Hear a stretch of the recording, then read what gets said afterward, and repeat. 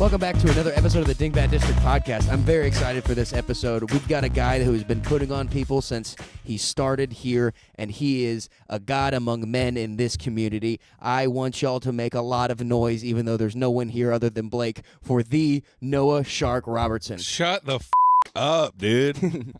God among men. Yeah. I'm Should nobody. I just start jerking you now? Should we just pause and go ahead to do that? There's a lot of sexual tension in the room. It's already hot. Lower your expectations now. I'm just a dumb piece of shit.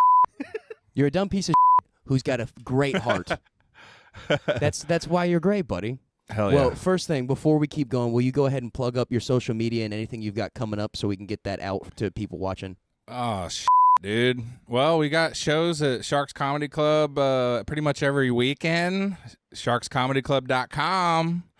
If you want to come check out a show. I'm trying to get like a podcast thing off the ground where I record panel shows and put them on the internet. So it's called Swimming with Sharks. But yeah, you can just find me looking for Noah Shark Robertson. You'll find me. Hell yeah, man. I've said this on a lot of podcasts, but now that you're here, I'm gonna suck one last time, and then we'll be friends again without it being weird. If it weren't genuinely for you putting me on as early as you did into my stand-up career, I don't think I would be doing stand-up still. Wow. Because if I take out the Noah Shark Robertson shows out of my Rolodex of past shows I've done, it would be few and far between without you. That's awesome. So thank you so much. What was your first Sharks show? Well, to put a damper on the mood real quick, it was what turned out to be the Zach Sprung Memorial Show. Oh, that's right. Yeah, because that was in like September, wasn't it? I don't remember, but I do know what you're talking about. Yeah. Yeah. He had like just passed. He was supposed to be on that show. Right. All right. Yeah, that sucks, but so that was at Reno's? Yeah, that was when we were still at Reno's. Dang. And then a couple months after that, old George Lopez, not the real George Lopez, but George Lopez got stomped out by some bikers. Oh, yeah. Have you ever talked about that on this podcast? Have we talked about that, Blake? George Lopez? You talked about the Mike Anthony was running where the dude got stabbed. No. That was when I brought up that Anthony was still working with Noah at this point. And that was the one that you were running at Reno's, and we were there on Thanksgiving night. So, was it? It was Thanksgiving. It was Thanksgiving. Oh my night. God! Now we have to talk about this for just 5 seconds. Before we start doing this, Blake, can I get a little more on my cans, on my tits? Thanks, buddy. I can tell the very quick, short version of that story. Let's go the long version because it's such a good story for such a random thing. Well, okay, for people listening who don't know what the fuck. Biker bar in Deep Ellum called Reno's Chop Shop, and I talked them into letting me do comedy. I was the first person to do comedy there. I started doing comedy shows. They have like a whole back venue, and so I started doing open mics. And like for some reason, the craziest, wildest people would show up and do these open mics. And for some reason, there was a huge mural of Pantera on the outside. It's a homing beacon for the weirdest of weird. Yeah, it's just, yeah. In fact, bringing comedians was like their tamer part of their audience that came to that place. Like, one time a guy was like saying the N-word on stage, a white guy, and everyone got pissed. And then like on his way out, he said he was going to come back and shoot up the place and kill everyone. Oh, yeah. I was thinking about the other white guy that said the N-word, and then the only reason that didn't de-escalate very badly was because Mighty Mike went, no, and then he looked and saw Mighty Mike, a 6'3" black dude that's just chiseled to the bone. He looks like had it. He almost looks like a little bit smaller Francis Ngannou with a James Harden beard. Oh. But he sounds like somebody from Cool Runnings, or somebody from Friday when that guy's like, I can't get jiggy with this. That's Mike, dude. I can't get jiggy with this. So George Lopez. Oh, yeah. Okay, so a guy shows up to the open mic. He goes on stage blackout drunk. He's bombing. We're fucking with him because that's what we do when people bomb. We start fucking with them. And just to put a little more context into this, he was like third on the line. Yeah. It was something. He was already blackout before the mic even started. He was wasted. He was just there because. Well, now that I don't think he had ever done comedy. He had never done comedy. For the record, it's not the George Lopez. It's just some other guy that says his name's George Lopez. Yeah. Well, you're saying that like he still does. There's no way he still does comedy after getting. No. out of him. But he just walked on stage. His opener was, "I'm Mexican, so you can call me George Lopez." I'm pretty sure that's verbatim. I'm trying my best. Yeah, but something like that. If not, it's probably recorded. I bet I could go back and Dude, find. it's I in should the go back and archive. find it. Yeah, it's in Holy the archives. Do you ever watching a TV show you regularly that comes out all the time? Just go back and watch your archives. Well, the archives from the Reno's days are like live streams, Right. So like, there's all these live videos I'd have to go through. But man, we should find George Lopez. But yeah, he was doing bad, and it was his first time doing comedy, and we messed with him a little bit.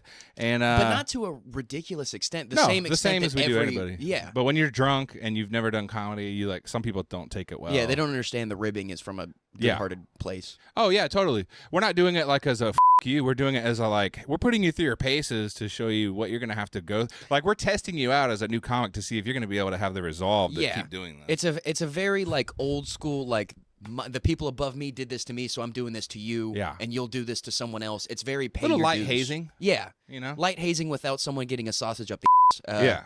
Or if you remember my bonfire story, getting set on fire, putting out a bonfire at Yeah. Tarleton. Oh, also alumni at Tarleton. I forgot yeah. about that little Tarleton connect. Bros, dude. Look at that. There's mine. Oh, nice. Yeah. I didn't actually finish, so thanks for rubbing it in. I shouldn't have finished. But I got my senior year and junior year was during Yeah. COVID, so I got to cheat a lot. So it was nice. Yeah. Otherwise, I wouldn't have. Just like when me and your mom hooked up, she didn't finish. Yeah. Well, that'll happen.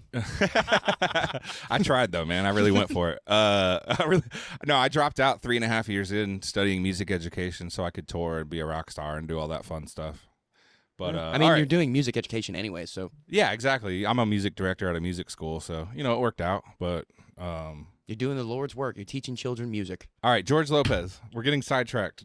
Paxton. I'm sorry. No, it's fine. It's good. It's good. It's it's a free flow conversation. Yeah, we were just talking about how yesterday this podcast should have really been called Scratch and Sniff because we get into nothing Yeah. but touch on everything. All right, so all right, I'm just gonna finish this. I'm gonna go straight to the juicy stuff. George Lopez gets off stage. On his way out, he reaches behind the bar and grabs a bottle of alcohol and tries to walk out with it. The owner, Steve, confronts him, and they get into like a physical altercation. And this Mexican dude named George Lopez pulls out a knife, and in their scuffle, he slashes the owner's neck, and he's bleeding everywhere. And the And then fatty side, not like jugular part. Yeah, he didn't like kill him, but he drew blood. Right. It was a bad thing, but Yeah, thankfully it wasn't in the front. That could have been a lot worse. Yeah. But like the cops came and like a bunch of people like stomped this guy and like beat his ass and they drug him down the street. There's like a trail of blood leading to the cop cars. It was insane. Those are the kind of comedy shows that I do, ladies and gentlemen. Yeah.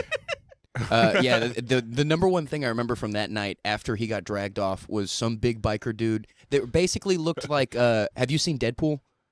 Yeah, I went and saw it last week. No, well, the first one. Do you remember Moose? Oh, yeah. The big dude that kind of looks like you?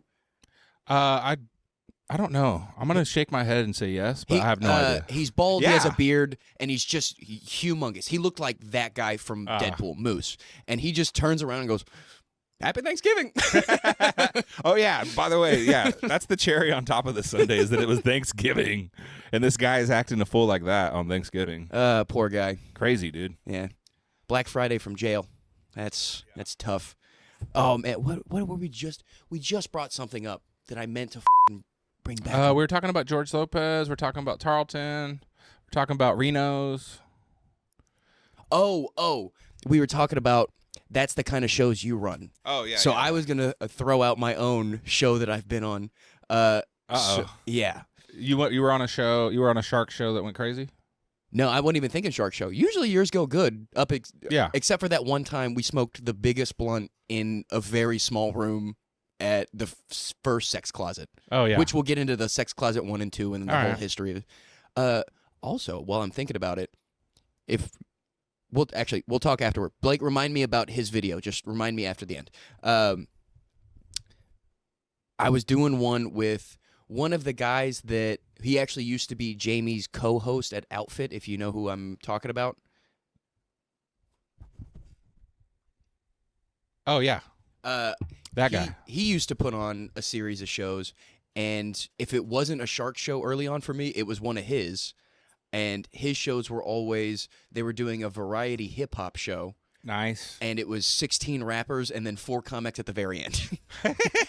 And Oh, because, no. because you've done it, you understand it. It was also at Haltom City Theater. Oh, no. So it started at 10 p.m. We went up at Oh, my God. 1:30 in the morning, 1:45, and then just that. It was me, that guy, Bill King, and Dude. I can't even remember who the first guy That's was. paying with your us. dues. That's exactly what you're talking That's about. paying your dues. You got to work at a comedy club at some point and then fucking do those shows. Yeah.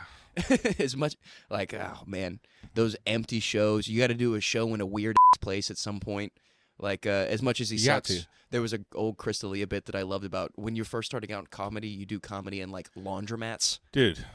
You're gonna do some weird. Yeah. Like, my first book show I ever did was at the Comedy Store in Hollywood. So. Oh, I forgot about this story. No, you got to tell this. Oh, I wasn't going to tell a story. I was just going to say that, like, you go from that, or, for instance, last night I did Dallas Comedy Club, and it was amazing. It was a great show. The crowd was super into it. I felt like I did a great job. I crushed. It was really fun. But, like, a couple weeks before that, I'm in Fort Worth at the Stockyards at a place called, I won't name the place. But, you know, this lady from, like, a radio show was, like, saying how badass the show was going to be, and, like, she was paying us well, and I was like, man, this is going to be awesome. And I show up, and I'm doing comedy for, like, 2 people. Like, 2 guys. One of them's wasted. Yeah. Like, you just have to, like, I don't know. I've done the craziest comedy shows. You really do have to pay your dues and, like, do everything and anything at first. As much as it probably won't benefit me to say this at all, I do kind of enjoy those shows sometimes. Yeah, every I do once in too, a while yeah. when you just get to go, do you want to hear my shit or can we just talk? Yeah. And It makes just, you appreciate the good shows, you know? That, and it's, yeah, I get to sit down. That's my biggest thing. When I get to sit down and it's not going to get me flack like it did for the first 6 months of my career. Yeah. I just get to sit and like, hey, how are you doing? I put a leg up. I did it at the mic after our show a couple weeks ago. I just went and sat right next to that guy. Yeah. So, I mean, sometimes early on in my career especially, I would put myself in those situations on purpose just to put myself through the paces. Like, I went and did a black comedy room Yeah. in Killeen, Texas, where yeah, there's a lot of gang activity. And I was like, dude, I am going to get booed off the stage. I'm going to get stabbed tonight. And, like, it actually went well, and I did really good, and I learned something that night. But, yeah. Honestly, I'm pretty sure from my time doing black circuits like that, as long as you don't do humor as a white guy, Yeah, they'll fuck give around. it to you. They don't around with gay none of that, dude. They'll around with a little bit of gay shit, but you can't do like a minute and a half of gay shit. 'Cause you're like, Yeah. all right, are you gay? And then like then you lose half the crowd. Yeah. But and there for a little bit when I would go to Arlington Improv on the mics, that would be how they knew me. They didn't remember if I was funny ever. Yeah. Like they couldn't remember if they hated me or not. It was just neither that. But it was just like, oh, white guy that doesn't do humor. I was like, I'm your guy. Hell yeah. Not a potential school shooter. Oh, Hell yeah. damn it, Blake. I'm sorry. I just realized now that I've said that word like 4 or 5 times in a row. Oh, yeah. YouTube. Basically anything that's on Legion of Skanks, probably Yeah. the 4-letter R word, the 6-letter R word, and the P word that I just said. Yeah, I got it. Well, maybe we should change the subject. Oh, my gosh. Yeah, we're doing the Lord's work here. Yeah, dude, totally. But I did want to talk about your career in music because that always fascinated me. So you were with a band called Motograter, right?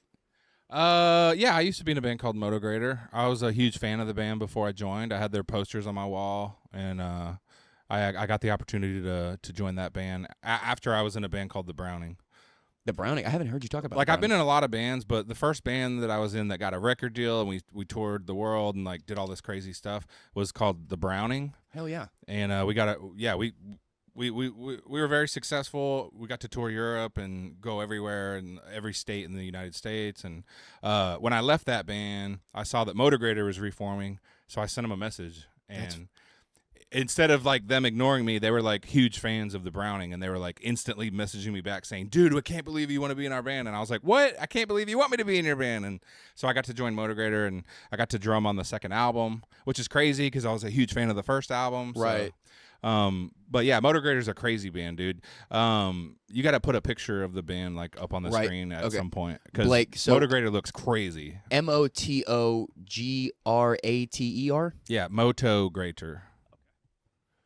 And the lead singer is famous for, after Motograter, he's now the lead singer of Five Finger Death Punch. Wait, really? Yeah. No. Yeah.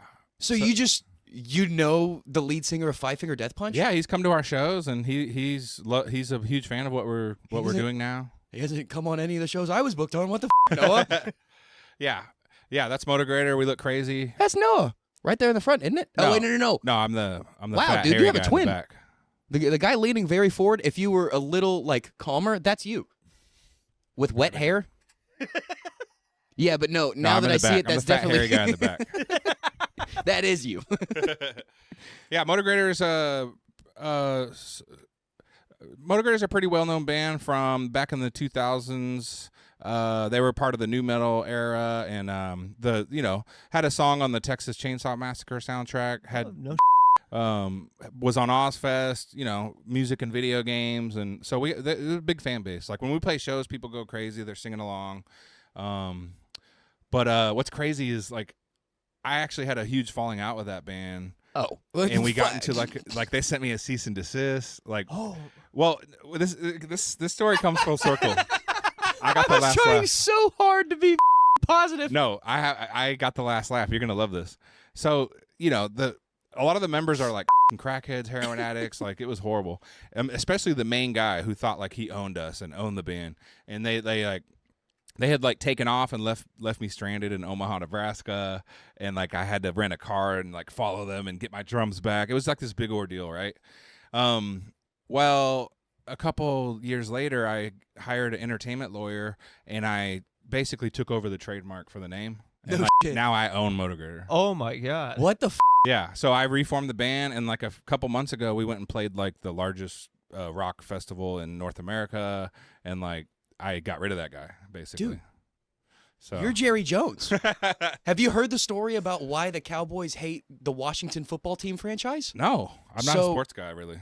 I figured that's why I just panned it to you just in case. Yeah. In case you did. But so early on into football, before the Cowboys were a football team, they had to auction to all the other team owners if they were allowed to join the league. And everyone in the league said, sure, why not? We need more teams, except for the Washington football team franchise, and they turned them down because of that. And then at that very moment, their fight song, the Washington football team's fight song, they bought the rights to it, and every time they played it, they were getting sued. Oh, so wow. they had to stop playing their fight song. He's like, I'll give you back your fight song if you let us in the league. Dude, wow.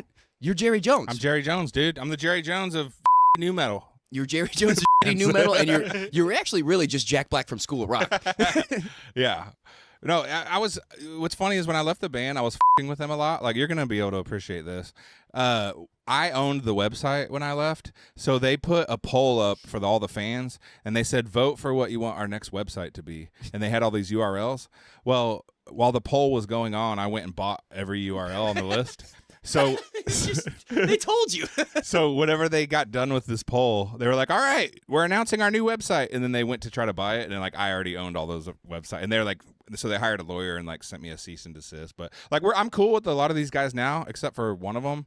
Can I guess? Will you tell me if I guess Sure, it? you can guess which one. Okay, you said he thought he owned the band. Yeah. I mean, he kind of did in a way, but okay, so that almost tells me exactly who it is. the band was never gonna do anything while he was in it. Not Dreadhead guy. Dreadhead guy is a cool guy. I guarantee it.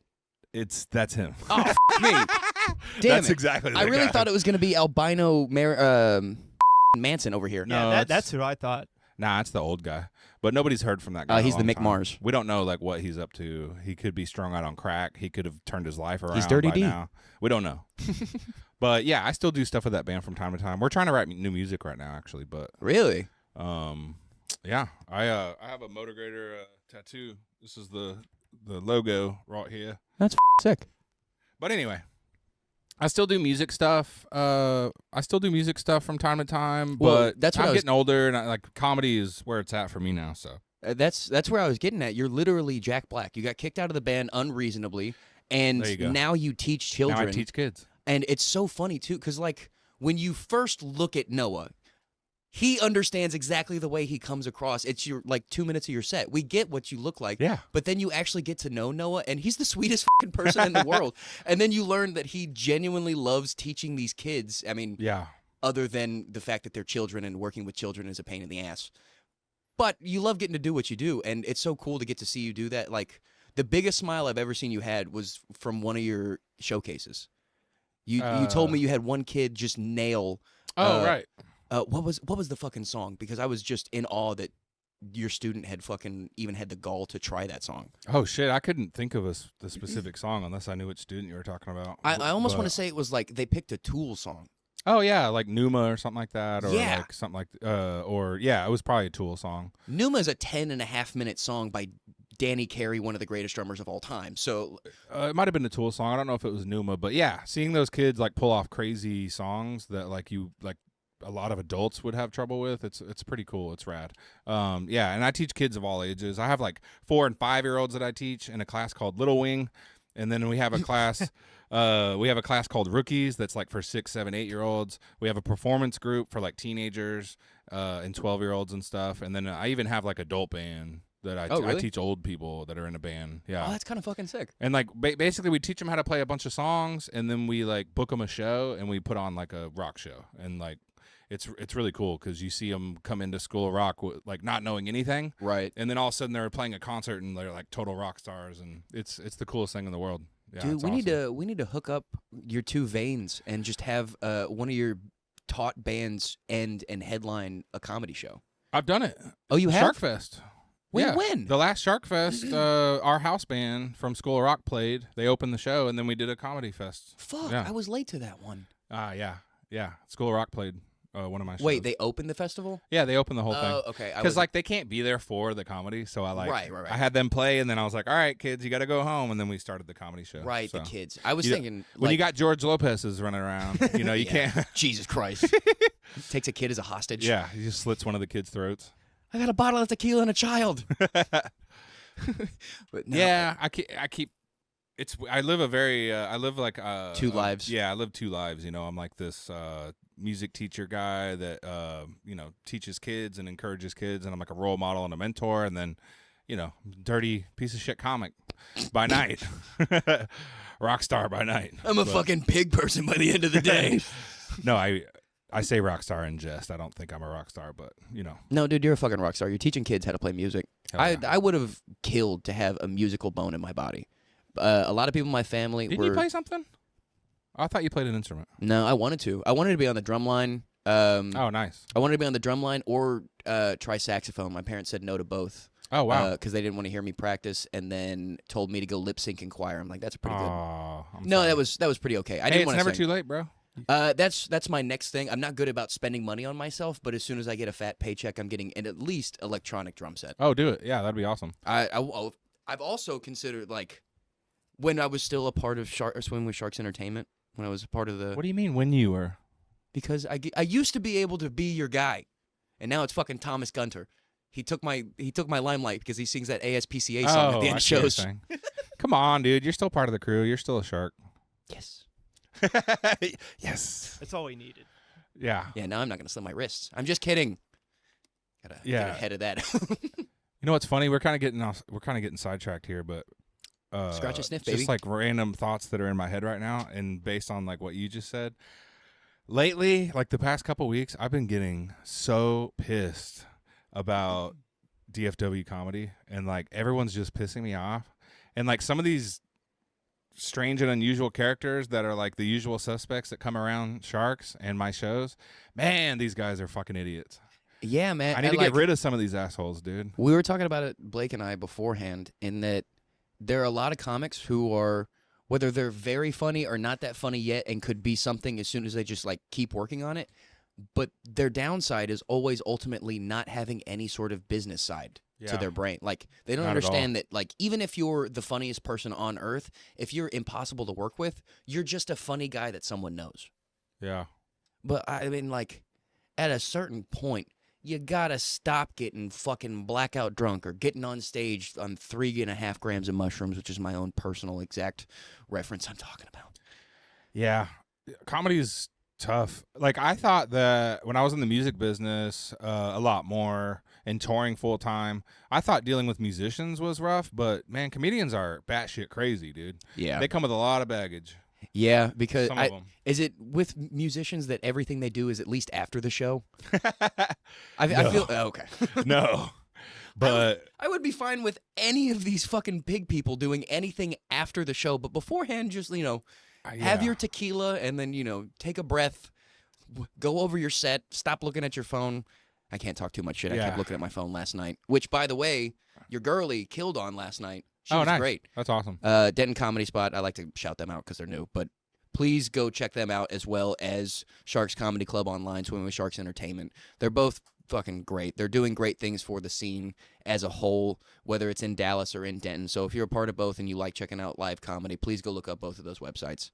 But more so Swimming with Sharks Comedy because he's sitting right here, and he's bigger than me. The last thing I'll say about that, only reason why I'm saying I've been getting pissed off lately is because, like, talk your shit, bitch. I'm somebody that I really hate drama and I really hate bullshit.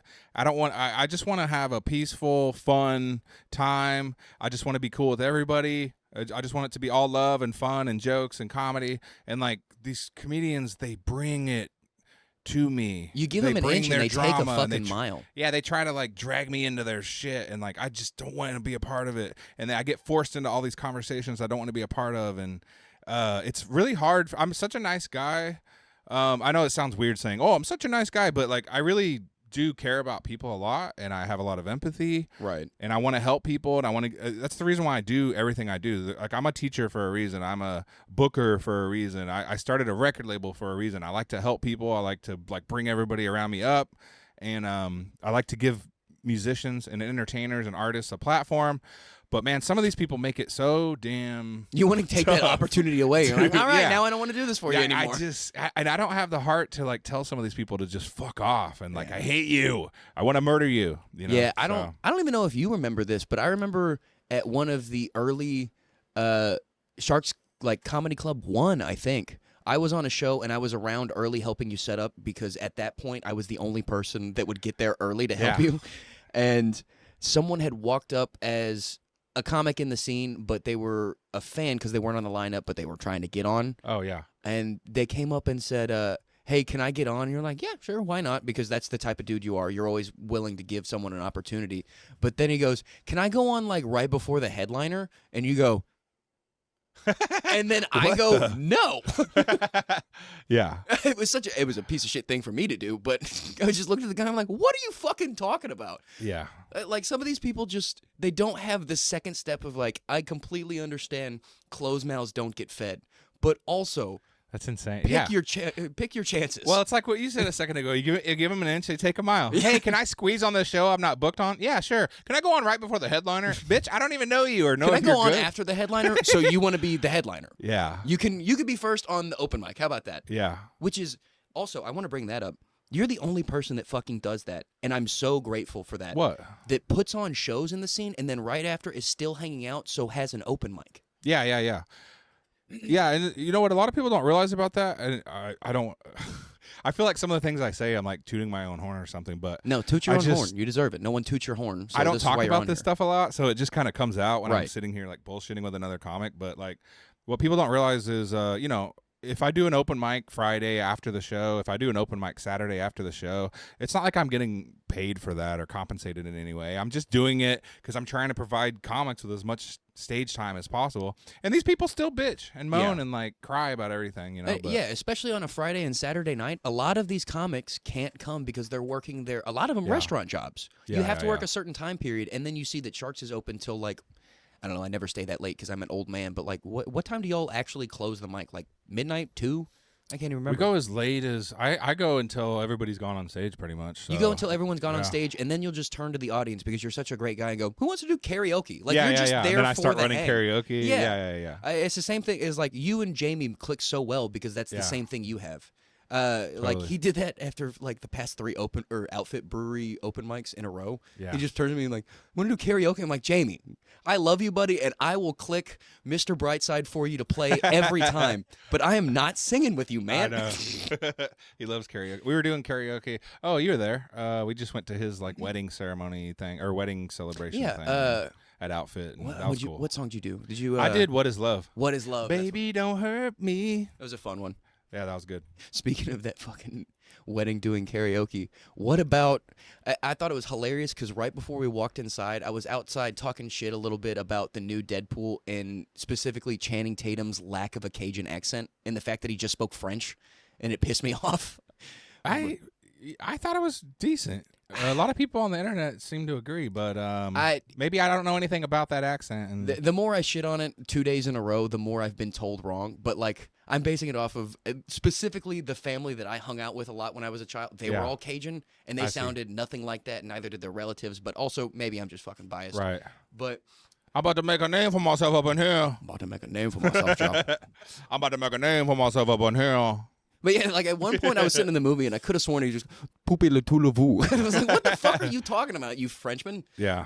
But no, I was shitting on like the fact that he had a lack of a Cajun accent, and then we walk inside and the DJ, he just talking. That's Cajun. Yeah. That's what I wanted as my fucking gambit. Blake, you missed it. You should have come. To what? Jamie's wedding reception yesterday. I was thinking about it, but I remembered that I do not like Jamie that much. Oh yeah, We they've have got our a beef. feud Yeah. Oh, really? Why? podcast. Oh, podcast. Yeah. All right. He sucks. Yeah.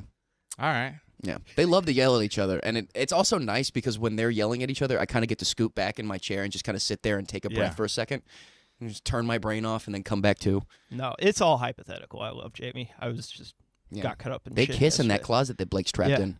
Yeah. Oh, lovely. Yeah. Yeah. I'd That's why pay there's money no to see door that. right now is because I had to fucking take it off the hinges because they kept going in the closet. Wow.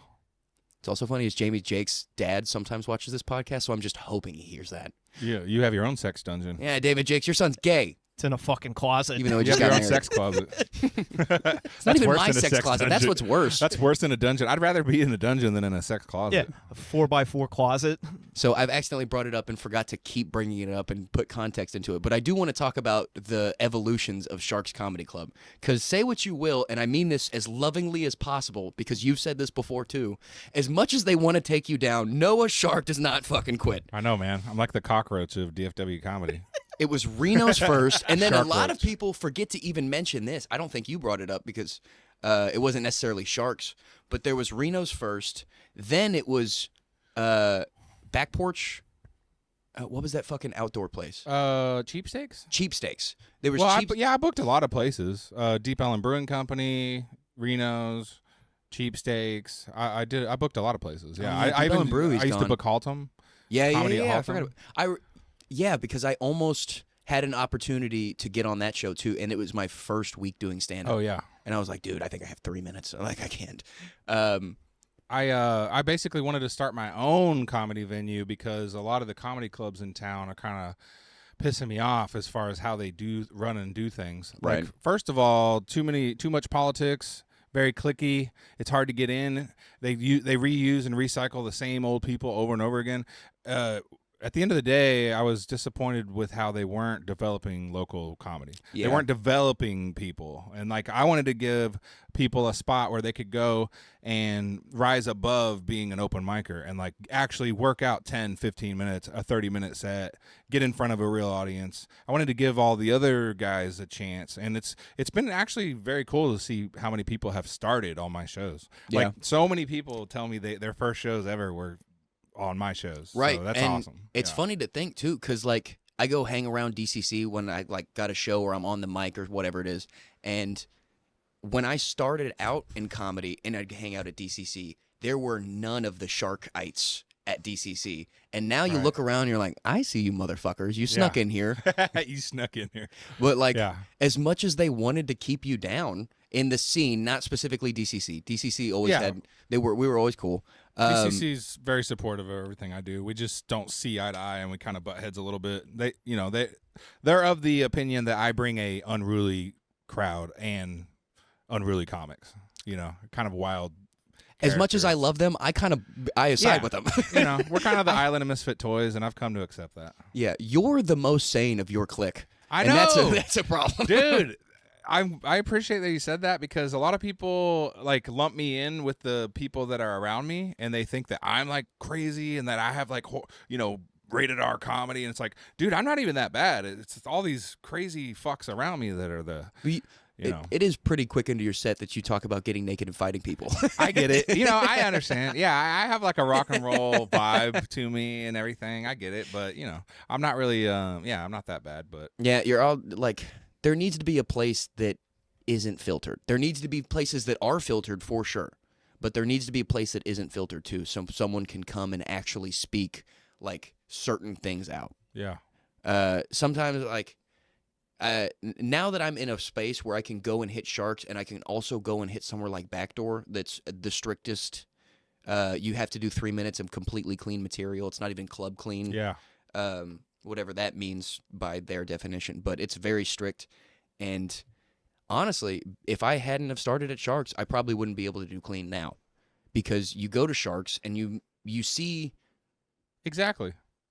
you see what people are doing wrong in the right way by overusing dirty shit. Yeah, You can be dirty in a good way, and your dirty can still be clean. totally. But there are a lot of people that when they first start, because they don't know what to do, they just do shock comedy. Yeah, And Sharks will usually beat that out of you in the best way possible. You have to you got to get your 10,000 hours, and you've got to admit when you're wrong at your own pace. You can't be told you're wrong. Yeah, that's interesting.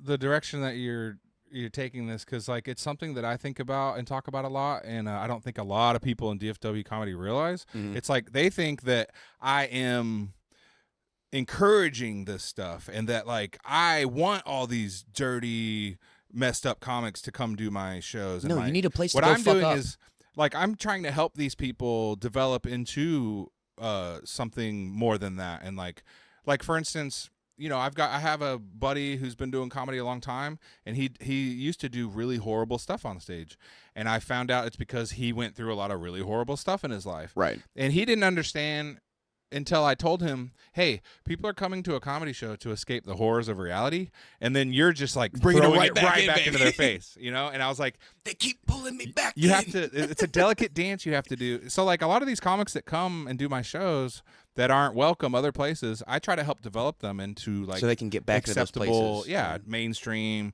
And I tried to explain that to a comedy club once, because they like banned one of my friends. Like they heard his set, they thought it was way too dirty, and they immediately just like outed him, and they're like, banned, you're banned. And it's like you could tell these, you could give these people feedback, Right. and say, hey, this is why this is what you should work on. This is what we found in your set that we don't like, or that may not be acceptable, or that the audience doesn't really like.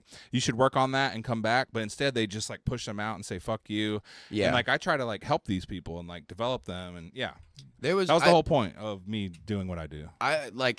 It's funny to put this into this perspective, but when I was in college, I had to retake one class in college. I failed it because I just didn't understand it. I had a terrible teacher with it. He didn't ever tell me what I did wrong. He would just give me a 50 on my paper and say it was wrong. Right. And then it was the only time I ever went fucking Karen on someone, but I filed a complaint at the end of the year. I'm like, this guy isn't here to teach children. Because even at college, you're still a child, and I still need some guidance, and there's no guidance. He's just telling me I'm an idiot.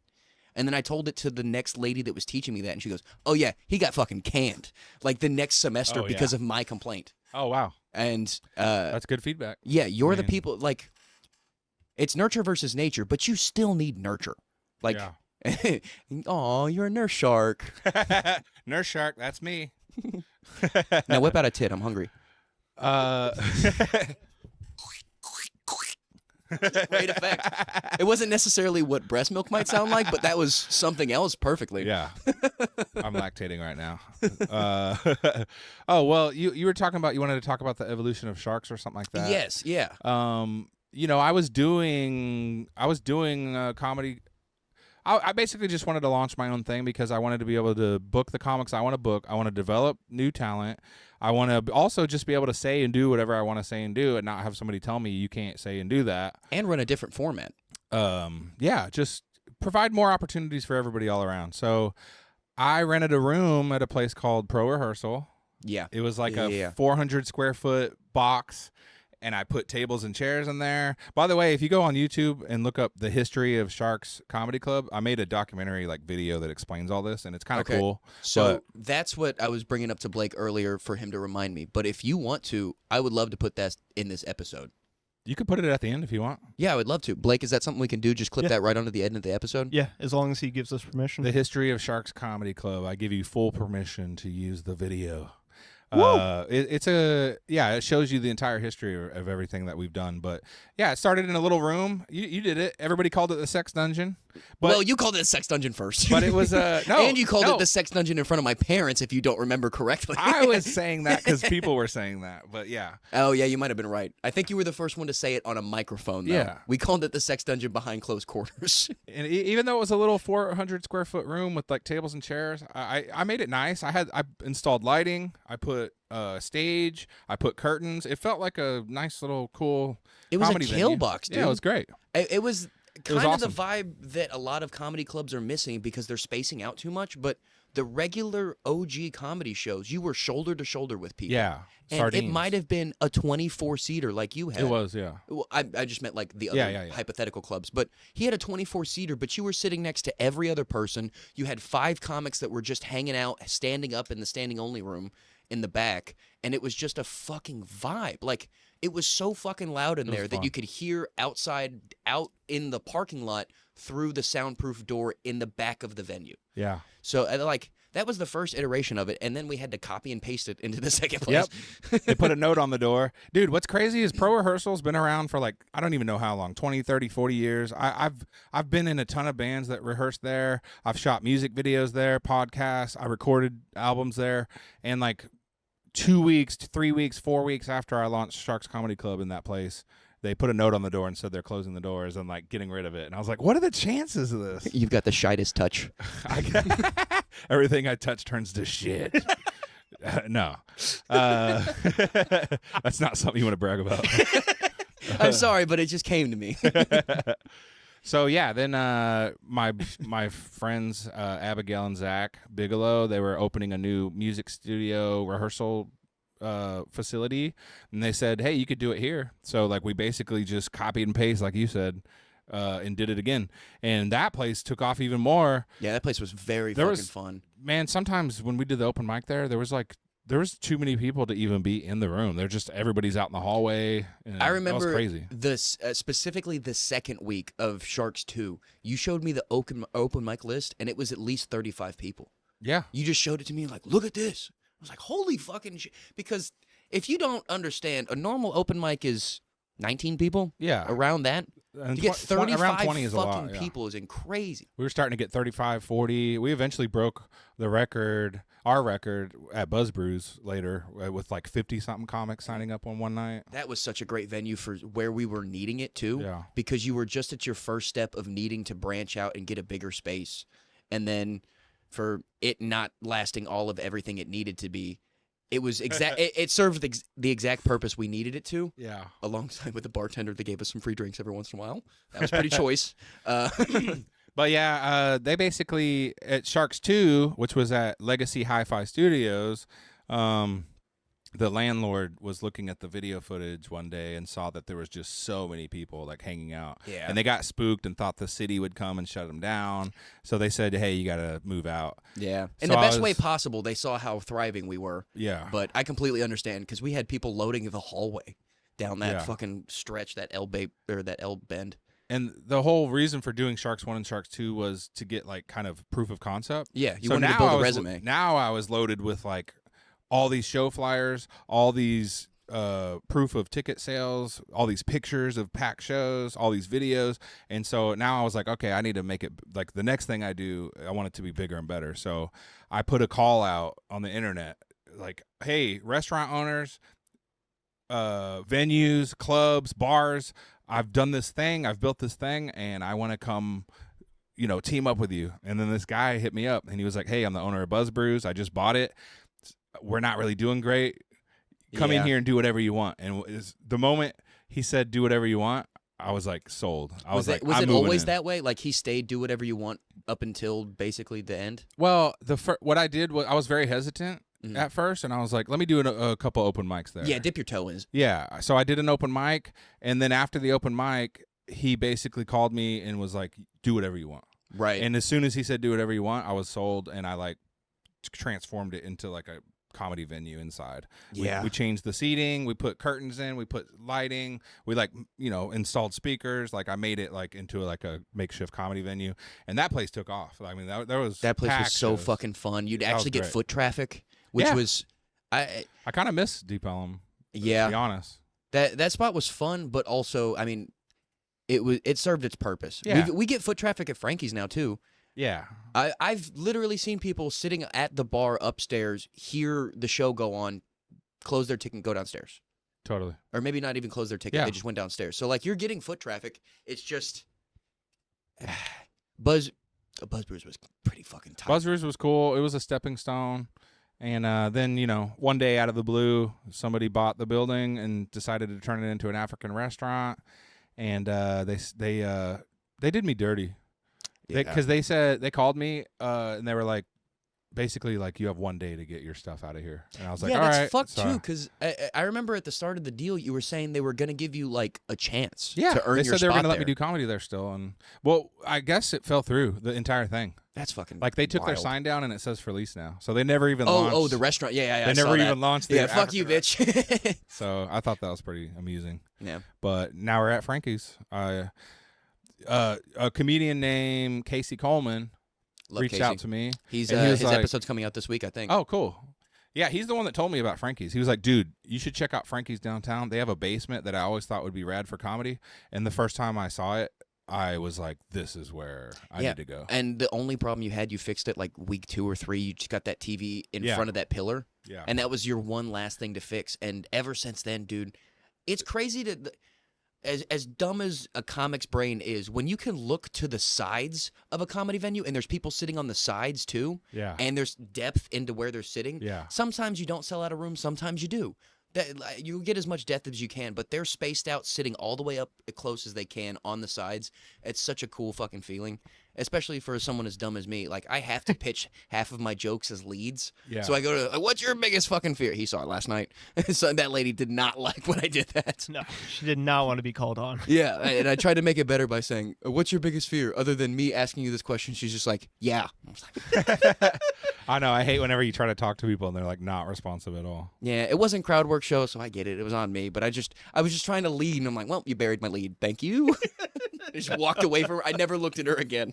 Yeah. I do a bit about fighting people and I'm always like, you ever fought anybody, sir? And sometimes they're just like, hey. And I'm like, all right, okay, moving on over here. I've done that too. You're like, what do you do for work? Accountant. You're like, all right, Yeah. this is on me. I should have known better. Sometimes they give you gold, Sometimes somebody's like, yeah, dude, I fought this guy last week and like, cause he stole my brownie or like, like they give you like something cool to go off of. But a lot of times they're just like, hey. And it's so funny too, because if you're holding a microphone, as long as you don't get like a fish, like just stranded out of water, like you were saying, Yeah. you can get most people to say whatever they want to. Like I was at Totally. DCC, Peyton Payne's mic on Sundays. Nice. And I was doing that, and I was just on the fucking microphone talking about therapy, and I heard a lady woo. I go, you go to therapy? She goes, yeah. I go, what kind of therapy do you do? She goes, kink therapy. I'm like, oh. the sun is out, and you just Yeah. told me you go to kink therapy on a Sunday. Go to church. Like, Yeah. I was like, you just, because I'm holding a microphone, you just let me ask you anything? That's awesome. That's crazy. And then she said she was a cum slut, and I'm like, all right, I'm going to get off the stage. Dude. Yeah, that's perfect. We're at 50? Perfect. All right. So we got a little bit left, but let's keep talking about Frankie's. Frankie's is going Yeah, great. shout out to Frankie's. We're at Sharks 4 now. We're in the 4th iteration. It started in the Sex Dungeon and Pro Rehearsal. Then we went to Hi-Fi Legacy Hi-Fi Studios. Then we went to Buzz Brews and Deep Ellum, and now we're at Frankie's. Shout out to Frankie's downtown. They have a place called Frankie's Underground, and it feels like a New York old school comedy club. Because you go downstairs and it's a vibe, man. You got to check it out. It's got Sharks like, Comedy Club. it's almost got like jazz lounge vibes. Yeah. But then you go down there and you hear comedy and it's fucking banging, because it's the same thing with Graffiti Pasta that I was talking about with Blake. It's because of the concrete walls down there. Shit just slaps off of it. Yeah. The laughs sound huge, and because people are sheep, if one person laughs and you can hear them laugh, Yeah. they'll start to laugh. It's such an easy chain reaction down there because it's nothing but a fucking kill box. Yeah. And you want like low ceilings and Right. like enclosed space for comedy. So it just works. And it's really fancy and nice. Like when I approached Frankie's, basically I noticed that they didn't really have anything going on down there all the time. They wait and rent it out for like private events, which are Right. rare, 1 or 2 a month, and they charge like $5,000 to do an event down there. Right, but if they got a consistent It's frequent very flyer, fancy. yeah. But they even told me straight up. The lady said, "Look, we get approached all the time over the years, people trying to do stuff down here, and we Right. always say no. They don't want to do anything outside of their private events." But I had that crazy proof of concept when they saw everything that we had done with Sharks Comedy Club. Yeah, They were like, "We got it. Yeah, For as much as I don't like Bert Kreischer all that much, he said one thing that sticks with me constantly, in that you can't be a bad comic if you're undeniable. You literally became undeniable with these things. This resume you've built, and that Frankie's had to take you in. That's sick that Totally. you have this reputation now, that you are this showrunner that can. I mean, you did what you did, and not some great places, and you made them successful. yeah, totally, Like, otherwise, half of your venues would be storage closets yeah." at some point. I mean, look at Reno's. I haven't been there in like a year or two, and it's still going strong with comedy. Like, Right. people still doing comedy. You there created and the stuff. foundation for that. A lot of these local comics don't even know that I was the one that like started that whole thing, So Isn't that weird? it's, yeah, Dude, it's fine. it's weird to talk to, because a lot of these new comics don't end up talking to the older comics that are in the scene, like Oh, more I experienced see. comics, I should say, in that they don't get the history lessons. Because, Yeah. like, I've heard about places like, for example, there was a place in Denton called Smokestack, and it Hmm. was apparently a hot spot for just crazy people, and it used to be the spot you go hang with your friends to make fun of the other people. Oh, I see. And then it shut down before I started comedy, but I would hear stories about this. And then now that it's into this weird era post-COVID, each era is like 6 months, and then they just funnel in and out. Like, so like 100 people will start comedy for 6 months. Fucking 98 of them will quit. There's 2 that are stuck around, and then they just fucking Yeah. consume the fucking new group, and it's weird. Yeah. Like, no one's sticking around anymore either. Like, I can't think of anyone really from my class. Like, there aren't many. I know what you mean. There's a high turnover rate when it comes to comedy. Yeah, you see people come and go like quick. They find out that it's not for them, or it's not something they want to do. Or it's only when they're in town during summer, Yeah. or something weird like that. And you're like, well, I just love comedy, and I love creative endeavors, and I love art, and I love performance. And so no matter what I ever like, I'm not trying to get to some like crazy level. I mean, that'd be cool, but no matter how high I go, I'm always just going to want to do it and like be involved in it, because I just love performing arts and stuff. So it's fun. It's a cool thing. And I just, I'm on my own like path of like, I just want to get better. I've taken a lot of classes. I read a lot of comedy books. I watch specials. I study comedy. I love comedy. It's just something, I'm on my own personal journey. Some of these comics are like really trying to fight others and claw and tooth and nail their way to the top. And I'm more of a like, let's all go together and we're one Right. big happy family. yes, dude. know. That's one thing that I say. Like, I really, at some point in my life, I want to own and manage a comedy club if stand up for me doesn't work out. That'd be awesome. But I want to be one of the first clubs that doesn't have a non-compete law, because that kills everything. Bro, I've been dealing with that lately. Like, why don't you want a comic to come in town It's insane. and go do one set at one place? If he's got one set at your place, what's the big deal if he's going to make it to your spot and is warmed up already? Yeah. Or whatever it is. I mean- or come back the next week and still be at the other place, so he's building a reputation for the next time he comes to Fort Worth, Yeah. or whatever it is. It's just, I can understand that more with like touring comics, but they try to do that with like locals. Yeah. And it's just like insane that they won't let you go do another comedy club if you're doing theirs, and it's just weird. You would think they would want people to develop and like build a fan base, and Yeah. like I don't know. They're weird. It's a very antiquated way of like doing things and thinking. yeah. about When things. when I started, I just fell superficial to the ideal of 10,000 hours. You put in 10,000 hours, and then you find out who you are, and then go from there. Yeah. And at that point, you're trying to take away my time. Like, fuck you, because we know exactly who I'm talking about right now. But, like, they were at one point, because of shit that we were doing, they cut me out of what they were doing when I was working there. Yeah. And I got pissed because I told them from day one, I'm like, I'm here. My number one thing is being a comic. Yeah. I don't have this second job right now, an hour away from where I live, for $8 an hour. This Yeah. isn't saving my life. I'm here because at You that want to be time, around comedy. I want to and- be around comedy, and I'm glad that I did. As much as I hated that job, because now headliners know my name. They don't know who the fuck I am, but they know my name Yeah, totally. because they just saw me and you're like, oh, hey, what's up, Paxton? And you're like, I got you checked in or whatever. And like, that's all it was. And going back to talking about paying dues, you got to do shit like that. You've got to understand how a club works. Like, you've got to run one to understand it or work at one to see behind the scenes of it. But a lot of these people are just trying to take from the scene. There's not a whole lot of people giving back. You know what? There's too much fighting going on. You know, there's a lot of fighting. Everyone's fighting for survival, fighting for opportunities. No, if you want to do the, I'm down for a if you little want to bit. end on that, We got a little bit of time. 10 minutes. 10 minutes. That's enough for a game. yeah. So this is a quick thing I want. will you explain the game to me and Yeah. everyone at home? All right, we're gonna do a bit called Super Fight, and this is a great exercise. I like this game because as a comedian, it's like a writing exercise, but Right. on the spot. It's like an improv game. Kind of. Right. Yeah. So what we're gonna do is we're both gonna create a character Okay. with these cards, and we're gonna argue whose character would win in a fight. Okay. And we're gonna assign attributes, weapons, like extra things to these characters. Well, that's based kind on of the fucking cards. sick. It's comedy D&D. It's really this is a drunk game I used to do at my open mics and stuff. That's fun, And dude. we could do. We a should quick round you if should want. replace the briefcase of destiny for a little bit with this. Well, and teach yeah. like People called me out and they were like, "Oh, you're just using cards that are already written." Because I used to do Cards Against Humanity. Oh, in yeah, the that'd be something- briefcase. yeah. And people were like, "Oh, you're just well, then suck a dick, sit down and write me some. As someone who's been working with you long enough, I know that me, you, and sometimes Greasy Gordo are the people that writes everything that I goes in the know. briefcase of destiny. Some I'm of them, still waiting for someone to pull my card that says "say the N-word" because I know I know I'll hear about that. All right. Let's try this. I'm gonna mix up these cards real quick so we can get this going. Good Christ, dude! I really need to spend some money on this AC restoration. Yeah, you should put like a little window unit, $89 or something. I 100 I bucks in should here. have brought one over here, but It's the only all thing good. about the one that's in my bedroom is it's so fucking loud. Oh, I got you.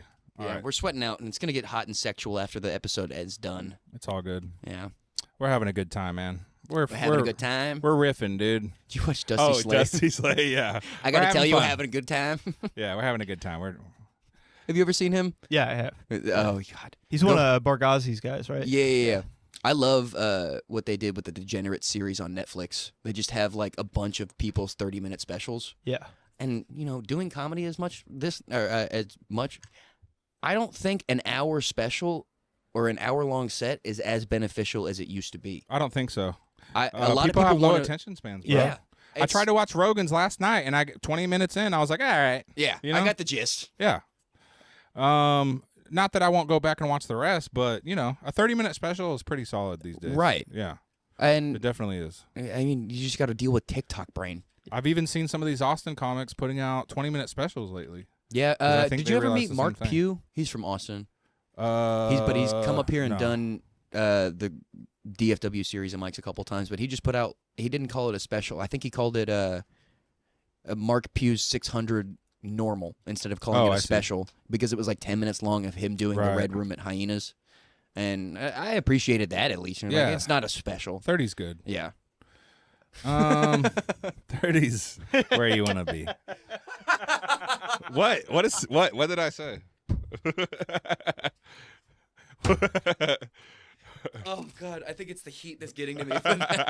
All right, let's do this real quick. Let's do All right, this. so you're going to pick one of these white cards. I'll pick one too at random. I'll go with this guy. Don't look at it yet. We might. Here's a bonus one for you as like a sidekick, maybe. Gotcha. I'll put my bonus sidekick here. 'Cause Love a sometimes sidekick. it's funny to like introduce a sidekick if we can't like determine who's winning. You get a card that says a fat Mexican. maybe And you're like, the- oh, I get Greasy Gordo. And I'm sorry, I forgot this guy's name. Blake. Oh, Blake. Maybe Blake can be like our judge for this. Oh yeah, you're the dungeon master. All right. You big nerd, you. All right, so here's a couple attributes for your main character there. Can I look at these? No, not Okay. yet. Okay.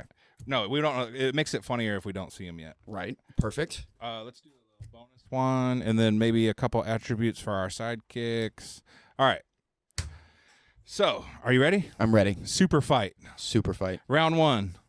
All right, so let's introduce our character. You go first. Okay. Do I just say what it actually Yeah, says? yeah. I'm the devil. Okay, the devil. That's pretty intimidating right off the bat. Paul F. Tompkins and Dave Grohl. I'm gonna laugh my ass off if mine is something religious as well. All right, you're the devil. Well, guess what, buddy? The devil is gonna have to go up against the Pope.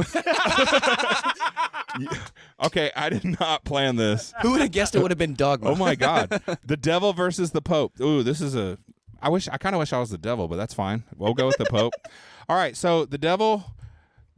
What next? The devil is armed with a bow and unlimited arrows. Oh my God. For the devil, that's kind of gay. You know what? I know, right? That's weak. Flaming arrows. He's just fucking Hawkeye. Yeah, he's Hawkeye, but the devil. All right, well, guess what? The devil armed with a bow and unlimited arrows is going to have to go up against the Pope. 10 of them. Oh 10 God. popes. It just instantly became The Matrix with John Smith. Dude, or Agent yeah. Smith. And I don't care how many bows and arrows that you got over there or how unlimited they are. 10 popes, that's a lot of Yeah. You're going to get the devil's going to get touched up, buddy. I might win, but I'm not going to go down unscathed. That's true. All right, what's your next attribute there? My next attribute is 2 extra legs.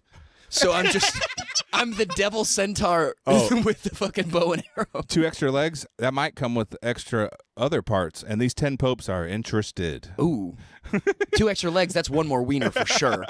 You're a 4-legged devil armed with a bow and arrow with unlimited arrows. Okay, that's fine. I have 10 popes, and they're figuratively on fire. 10 flaming popes. And literally. Okay, so what is the figuratively? Because they're gay and touch boys? That kind of worked out. They're on fire. They're horny. They are horny. 10 horny popes.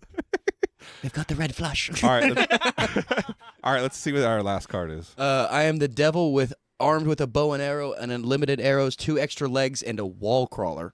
So I'm guessing like that thing from Zack Snyder's oh my Batman. God. You 4 extra legs and a wall crawler? That is scary, dude. And you're the devil? That's fine. You're screwed. I don't know about that because not only do I have 10 popes who are figuratively and literally on fire, but they can't stop clapping. That's actually a detriment. How did that? Okay, I'm going to have to bust out a sidekick on this one because this is not doing the job. It's not doing the job, but it lined up perfectly with the Pope being on fire and never clapping. Dude, the Pope is always clapping. Why are they can't stop Well, they can't stop clapping and they're Cheats. Oh. You know, they're on fire and they can't stop clapping. They have the clap. They have an STD. All 10 popes have an STD actually. But you know what? I'm gonna have to pull in some big guns on this one, because my sidekick, alongside my 10 popes who are figuratively and literally on fire and can't stop clapping, is a pirate.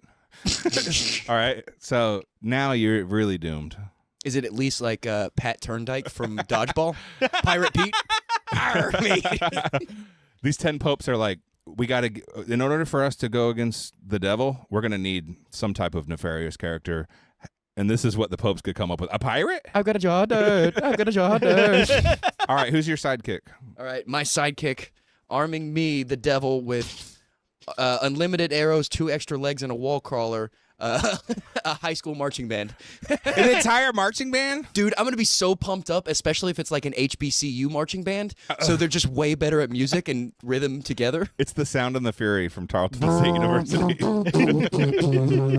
I'd be fucking amped like a linebacker walking ready for the Super Bowl. Just, I'm going to hit somebody! Okay, that's fine. But guess what?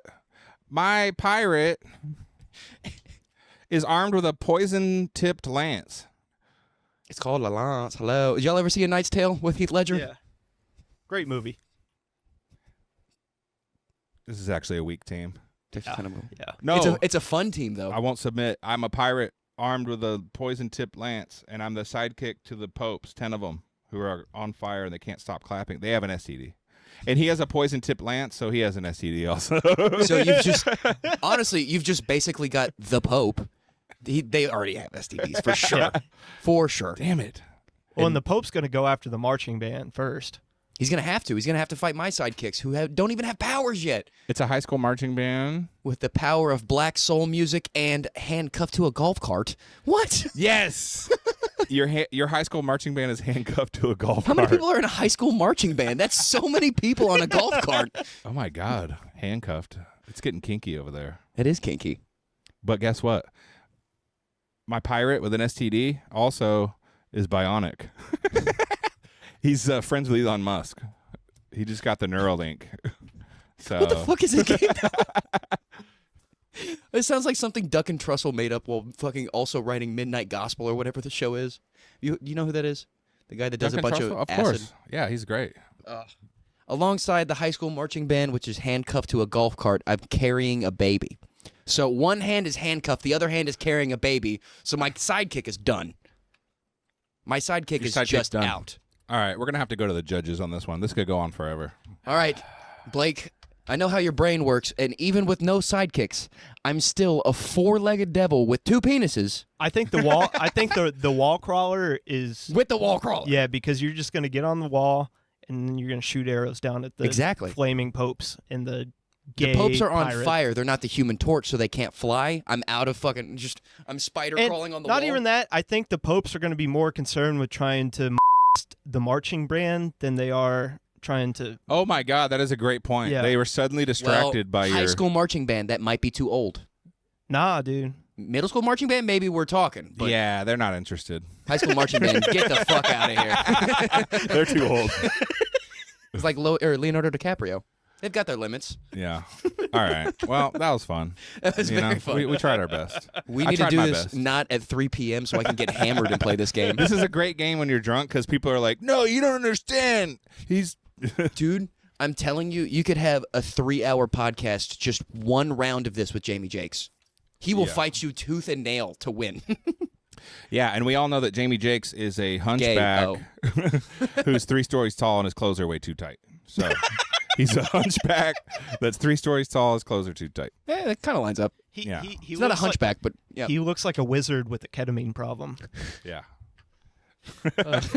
And this guy over here, Blake, you know, we all know that he is a Spartan.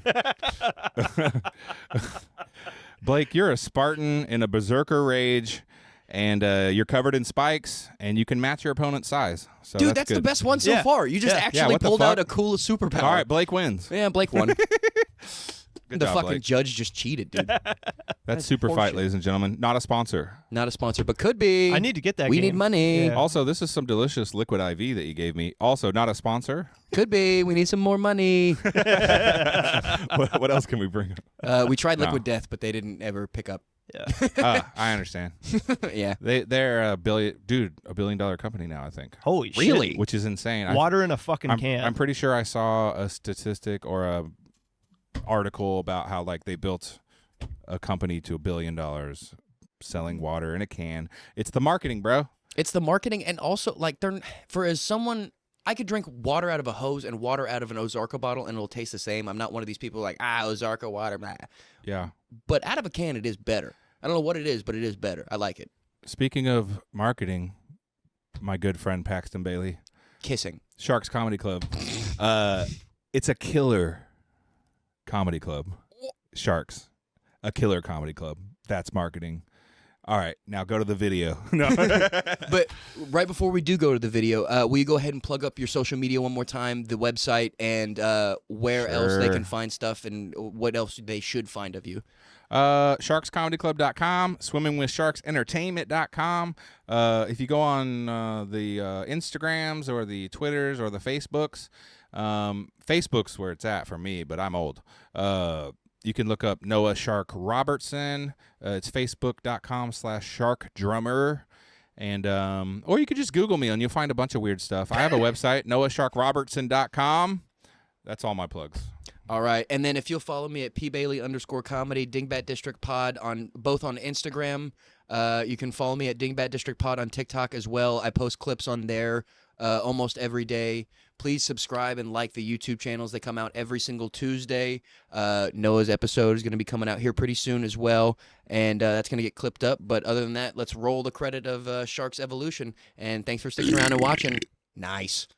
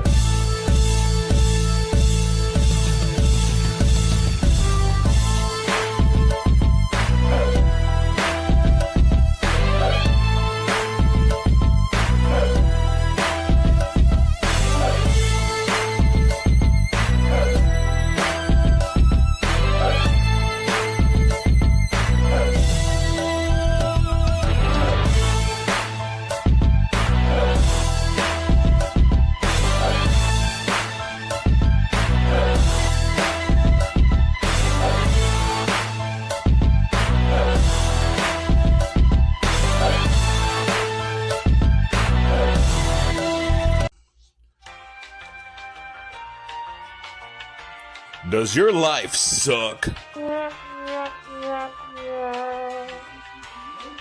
Are you bored?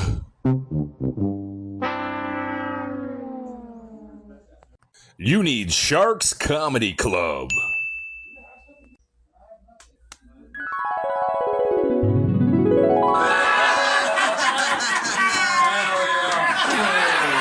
Hey guys, and it was really small. That's what she said. And this guy knows what I'm talking about.